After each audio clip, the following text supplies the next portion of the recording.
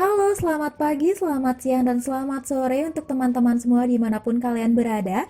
Berjumpa lagi dengan saya Nimba Sitiari dalam channel kesayangan kita. Jadi pada hari ini, Sitiari akan mengajak teman-teman untuk belajar lebih dalam mengenai sistem rangka. Nah, jadi pada hari ini Sitiari sudah membuat nih media pembelajaran yang berbahasa Inggris. Namun tenang saja, untuk penjelasannya, Sitiari akan sampaikan berbahasa Indonesia untuk memudahkan pemahaman kalian. Oke teman-teman, jadi langsung saja kita menuju ke pembahasan yang pertama, yaitu mengenai pengertian dari sistem rangka. Kak, apa sih Kak pengertian sistem rangka? Oke, jadi sistem rangka itu adalah seluruh tulang, kartilago, tendon, dan ligamen yang ada di dalam tubuh manusia.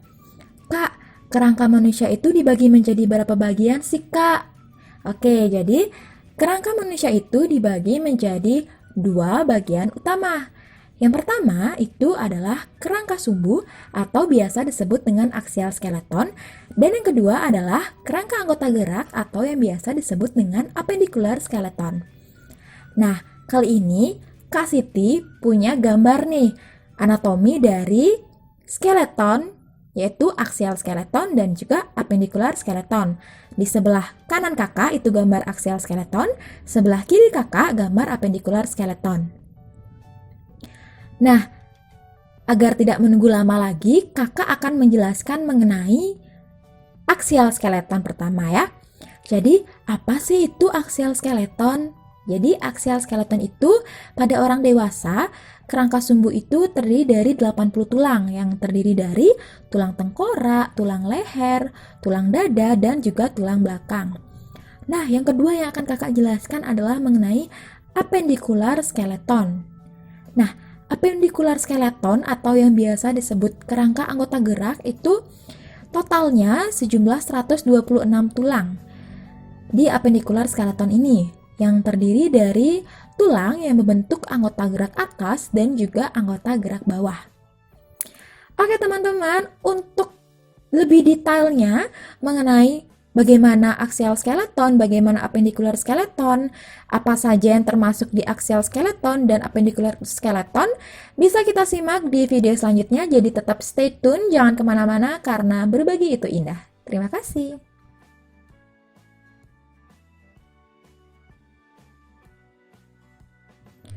Ya, kembali lagi. Yang di sini kita akan bahas adalah tentang aksial skeleton ya. Jadi, aksial skeleton yang pertama itu adalah apa yo ya? Yang pertama adalah tengkorak atau tulang tengkorak ya.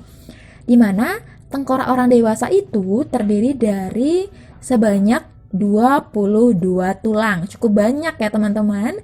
Jadi tulang ini bisa dibagi menjadi dua berdasarkan lokasinya. Yang pertama itu adalah tulang kranial atau kranium ya. Nah, di sini Kak Siti punya gambar dari tulang kranial. Teman-teman bisa lihat itu ada bagian-bagiannya. Ada tulang dahi atau frontal, ada tulang ubun-ubun, parietal, tulang kepala belakang, occipital, tulang baji, sphenoid, dan tulang tapis atau ethmoid ya. Jadi, kedelapan tulang kranial ini membantu melindungi otak kita atau brain kita ya. Kemudian selanjutnya yang kedua ada facial bones atau yang biasa kita sebut dengan tulang wajah. Nah, facial bone ini terdiri dari 14 tulang. Itu bisa kita lihat di gambar teman-teman, ada nasal, ada lacrimal, ada palatin, ada sigomatik, ada mandibula, ada maxilla, ada vomer, dan ke-14 tulang wajah ini kita bisa temukan di depan dari tulang tengkorak, teman-teman. Nah, selanjutnya, bagian dari aksial skeleton yang selanjutnya adalah vertebral column atau columna vertebralis ya. Jadi, columna vertebralis ini disusun oleh sebanyak 26 tulang ya. Cukup banyak sekali. Yang pertama itu 24 tulang yang disusun oleh vertebra yang kemudian diikuti oleh sacrum dan juga coccyx ya. Nah, 24 vertebra ini bisa dibagi lagi ternyata teman-teman. Jadi cervical vertebrae, thoracic vertebrae, dan lumbar vertebrae. Jadi ini merupakan gambar dari vertebral columnis Itu ya, bisa kita lihat di sana ada yang pertama, ada 7 ruas vertebrae cervicalis ya. Cervical vertebrae, the seven bones are found in the head and neck. Oke, selanjutnya itu ada thoracic vertebrae ya. Itu letaknya di belakang rongga torak ya. These 12 bones are found in the upper back. Kemudian ada 5 buah vertebrae lumbar yang memberi kekuatan pada daerah pinggang ya. Lumbar vertebrae, these 5 bones are found in the lower back. Dan selanjutnya ada pula sacrum ya dan coccyx itu, both made up of the several vertebrae ya. Jadi sacrum itu tulang kelangkang, kemudian coccyx itu tulang tungging ya, teman-teman. Nah, selanjutnya itu adalah thoracic cage atau biasa disebut dengan toraks. Toraks itu tersusun dari sternum, kemudian 12 pasang tulang rusuk dan juga costal cartilago.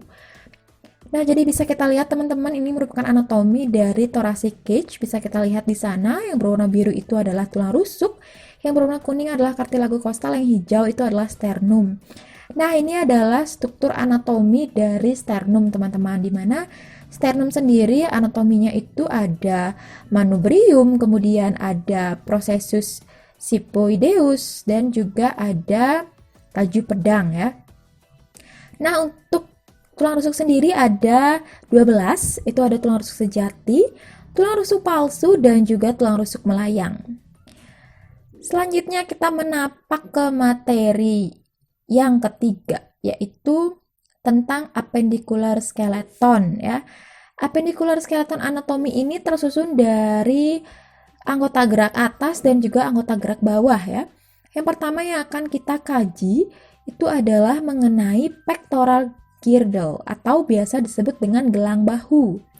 Nah, pectoral girdle ini dibentuk oleh tulang selangka atau clavicula dan tulang belikat atau scapula.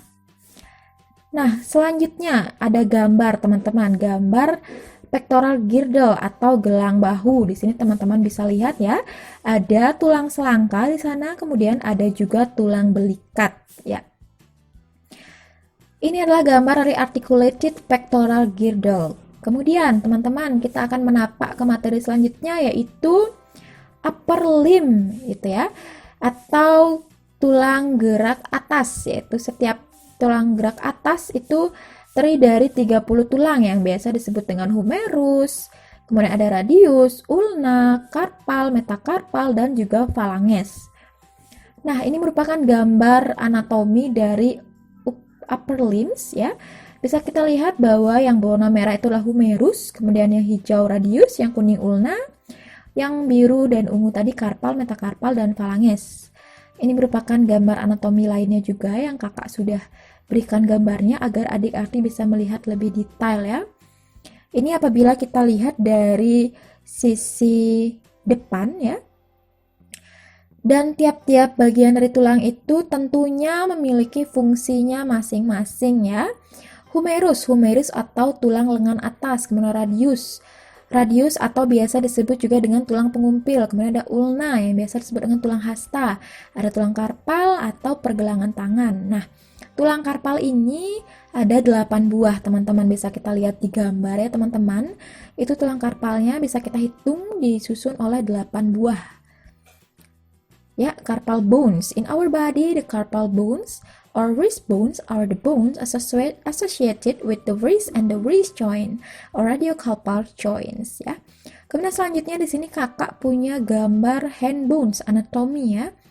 Sini teman-teman bisa lihat bahwa anatomi dari hand bones kita sangat kompleks teman-teman.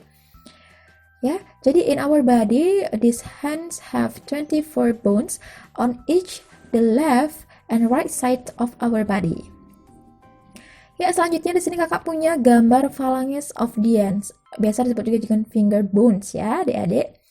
Nah, selanjutnya apakah yang akan kita bahas ya? Yang akan kita bahas selanjutnya adalah mengenai pelvic girdle atau biasa kita sebut dengan tulang panggul ya.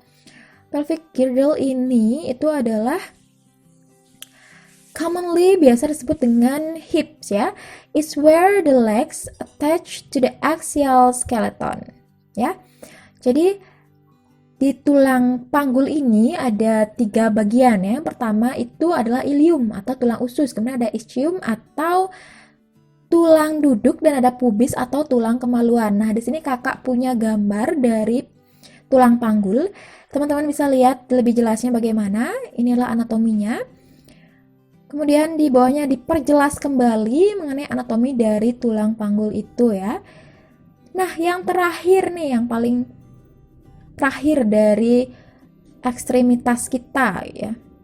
Tapi sebelum itu kita akan bahas dulu mengenai fungsi dari baik itu ilium, ischium maupun pubis. Ilium itu portion of each hip bone, ischium itu curved bones that makes up ya.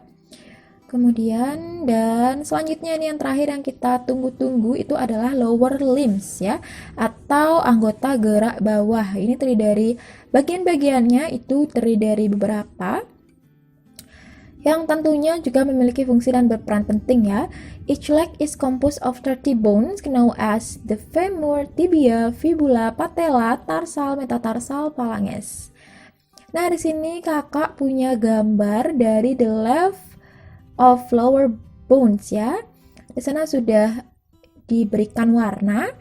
Yang femur itu berwarna merah, kemudian yang patella itu berwarna kuning, yang fibula hijau, yang tarsal biru, yang metatarsal itu juga biru muda, dan phalanges berwarna ungu. Nah, the femur itu adalah the large bones of the upper leg. Kemudian ada tibia, itu adalah the main bone of the lower leg.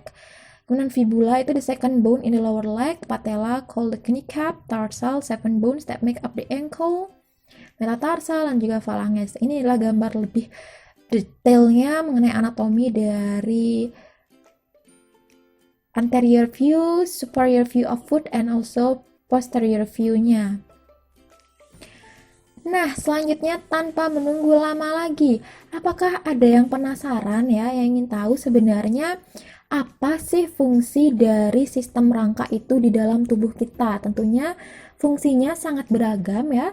So, what is the functions of the skeletal system di tubuh kita? Nah, jadi fungsinya itu diantaranya tentunya adalah support body gitu, atau menjaga bentuk tubuh kita. Provide support for the body, kemudian melindungi organ internal, mengizinkan pergerakan, dan masih banyak fungsi lainnya yang bisa teman-teman baca tentunya. Kemudian, what kinds of condition affect the skeletal system? Nah, kelainan atau gangguan apa saja yang bisa menyerang atau ya istilahnya menyerang sistem skeletal kita? Yang pertama itulah fracture, itu atau patah tulang. Kemudian atau juga gangguan metabolik dalam tulang, seperti kekurangan vitamin D, kemudian ada artritis, ada kanker, ada skoliosis, lordosis, dan juga kifosis ya, yang sering terjadi pada anak-anak dan juga remaja. Kemudian topik kita yang terakhir adalah bagaimana tips untuk sistem skeletal yang sehat ya. Tentunya untuk mendapatkan sistem rangka yang sehat, kita perlu melakukan beberapa usaha atau beberapa effort. Nah, apa saja itu effortnya kaknya? Effort atau usaha yang bisa kita lakukan, yang pertama sekali itu adalah dengan konsum kalsium atau mengonsumsi kalsium. Yang kemudian kedua, mendapatkan cukup vitamin D. Yang ketiga, melakukan exercise atau olahraga. Yang keempat adalah wear protections atau selalu menggunakan proteksi ketika kalian sebagai contoh mengendarai motor dan lain sebagainya. Jadi terima kasih sudah menonton. Thank you for watching. See you in the next video and have a nice day.